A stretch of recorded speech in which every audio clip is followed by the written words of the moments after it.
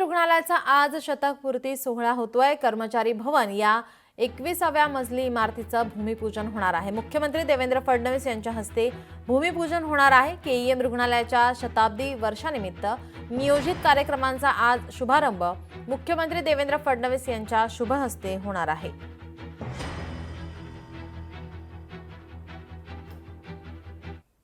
महापालिकेच्या 10 वर्षात 700 फायली गायब झाल्याची माहिती सध्या समोर येते। इमारत बांधकाम प्रस्ताव विभागातून फायली गायब झाल्यात। महापालिकेच्या 10 वर्षात 700 फायली गायब झालेल्या आहेत। बांधकाम विभागात 50,000 कोटींचा घोटाळा आमदार अमित साटम यांच्याकडून आरोप होतोय।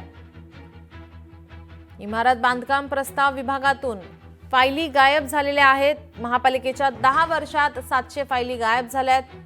बांधकाम विभागात 50,000 कोटींचा घोटाळा झाल्याचा आरोप आमदार अमित साटम यांच्याकडून होतोय।